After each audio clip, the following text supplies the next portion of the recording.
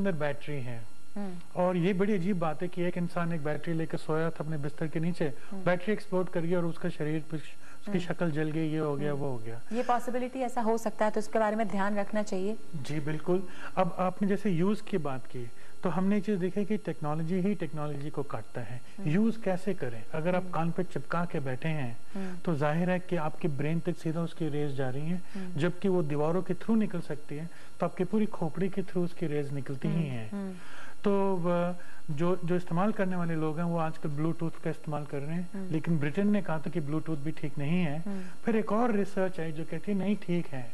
तो मैं जैसे कि अब ब्लूटूथ यूज करता हूँ और फोन को दूर रखता हूँ और अपने शरीर पे नहीं रखता हूँ, उसको अलग से बैग में रख कर लटका कर या कहीं और रखता हूँ। ऐसी छोटी छोटी चीजों से जो है काफी फर्क पड़ सकता है। तो इस्तेमाल एहतियात बरतना बहुत जरूरी है, जो आप कह रहे हैं कि खुद आप इस्तेमाल कर रहे हैं, लेकिन इस्तेमाल के साथ साथ इन चीजों का ध्यान रखें कि जो रेडिएशन वेव्स हैं नुकसान तो पहुंचा ही सकती हैं, थोड़ा नहीं ज्यादा नहीं, थोड़ा ही सही, लंबे समय के बाद इन छोटी चीजों का ध्यान रखें। जैसे आप कह रहे थे बैटरी एक्सप्लोड कर सकती है, तो उसका ध्यान रखें। डॉक्टर साहब आप कुछ जोड़ना चाहते हैं? ये जो पॉइंट इन्होंने बताया ये बहुत ही अहमियत लगती है, क्योंकि बच्चों में जबकि ये मोबाइल यूज़ का जो ट्रेंड है वो बढ़ता जा रहा है और उनका जो एक्सपोजर है वो बहुत ज़्यादा है, तो उनके लिए ये जो डिस्टेंस है और ये ब्लूटूथ इत्यादि का इस्तेमाल जो है ये बहुत इम्पॉर्टेंट है, क्योंकि उससे उनका एक्सपोजर टाइम भी लंबा होता है, तो उनको ये प्रिकॉशन ज़रूर लेना चाहिए। जी। दूसरी बात, एक और बात कहूँ कि जो ये रेडिएशन होती है ये करीब 900 से 1800 मेगाहर्ट्ज के रेंज में होती है और इसको नॉन आयोनिक रेडिएशन कहा जाता है।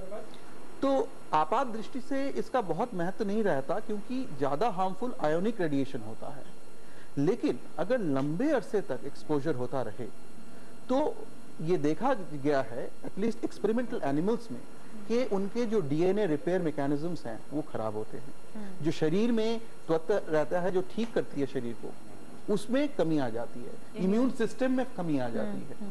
तो ये सब लंबे अरसे तक होने पर शरीर में जरूर इफेक्ट हो सकता है।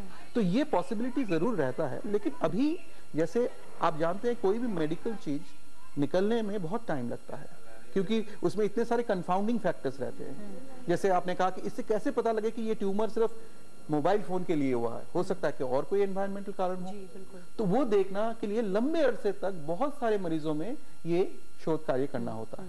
लेकिन आप कह रहे हैं कि नुकसान होता है, जरूर हो सकता है, इसलिए आप टेक्नोलॉजी को बैन तो नहीं कर सकते। अब इस्तेमाल की चीज़ है तो ज़रूरी है, अब इस्तेमाल करेंगे तो खुद ही एहतियात रखिए कि आप किस हद तक इस्तेमाल कर रहे हैं। और जो अभी आप कह रहे थे कि बच्चों पर सबसे ज़्यादा असर हो सकता है, इसका खतरा रहता है, गर्भवती औरतों पर भी। ये स्टडी भी बताती है कि सबसे ज़्यादा बच्चों और नौजवानों में मोबाइल लोकप्रिय भी है, लेकिन दूसरी सच्चाई ये भी है कि मोबाइल फ़ोन से सबसे ज़्यादा नुकसान भी बच्चों को है। इससे निकलने वाले माइक्रोवेव रेडिएशन का बच्चों के विकसित हो रहे दिमाग पे काफ़ी बुरा असर पड़ सकता है।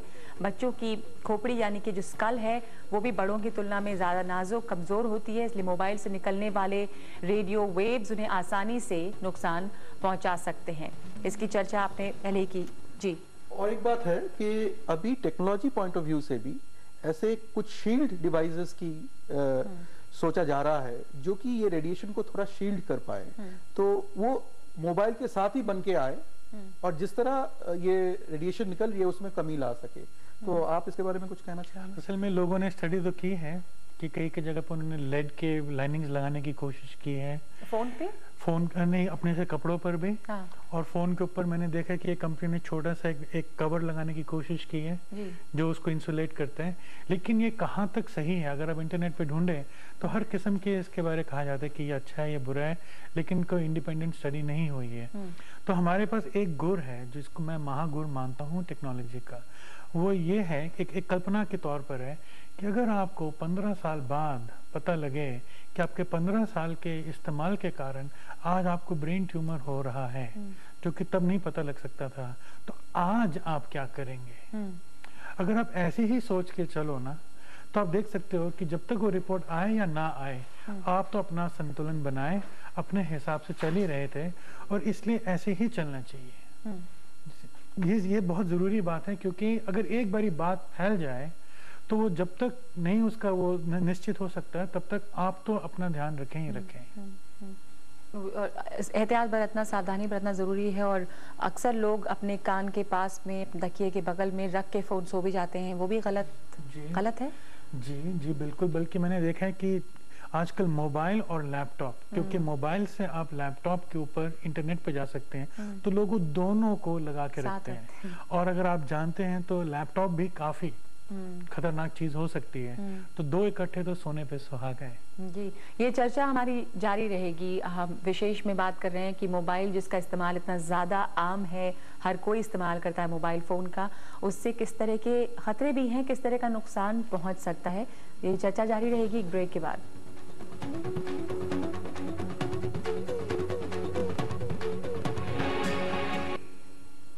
तस्वीर में आपने देखा कि हर कोई मोबाइल इस्तेमाल कर रहा था, क्योंकि विशेष में आज हम चर्चा कर रहे हैं कि ज़्यादा मोबाइल इस्तेमाल करने से किस तरह के नुकसान होते हैं। मोबाइल के नुकसानों के बारे में कई तरह के सर्वे हुए हैं, इनमें से कई पर तो वैज्ञानिकों की राय भी बटी हुई है, लेकिन कुछ ऐसे नुकसान हैं जिनके बारे में कमोवेश सभी लोग महसूस करते हैं कि सही है। जैसे अगर लगातार नियमित रूप से आप लंबी बातें करते हैं मोबाइल पे, तो सर का गर्म हो जाना, सर में दर्द होना, ये आम शिकायत है। इसके अलावा शायद आपके हृदय पर भी जोर पड़ता है, चक्कर आना, कमज़ोरी और एकाग्रता की कमी, इस तरह की चीज़ें आम है, करीब सभी लोग मानते हैं। खुद मोबाइल कंपनियां भी मानती हैं कि लंबे समय तक मोबाइल के हद से ज़्यादा इस्तेमाल से ये समस्याएं पैदा हो सकती हैं। आप इससे इत्तेफाक रखते हैं डॉक्टर साहब?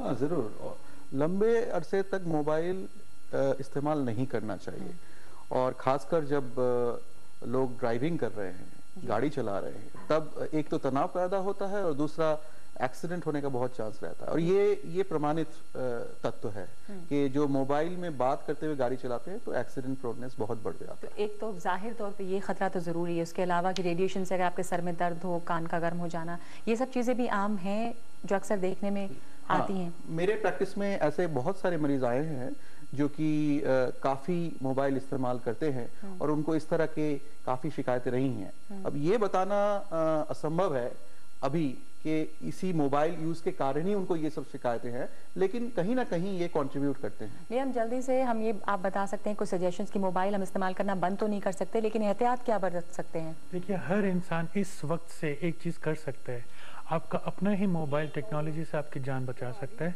सिर्फ उसका लाउड स्पीकर ऑन कर लीजिएगा और अपने कान से कम 3 से 6 इंच दूर रखिए, अपने मुंह से दूर रखिए और वहाँ बात कीजिए। इतने में ही फ़र्क पड़ जाएगा।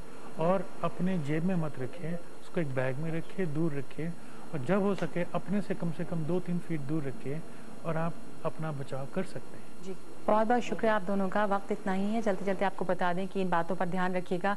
एक तो ये कि मोबाइल पर सिर्फ ज़रूरत भर बातें करें, छोटी बातें करें। कार चलाते वक्त मोबाइल पर ज़्यादा देर बात ना करें, क्योंकि इसमें रेडिएशन और भी बढ़ जाता है। अगर कार में ज़्यादा बात करनी हो तो छत पर एंटेना लगवाएं।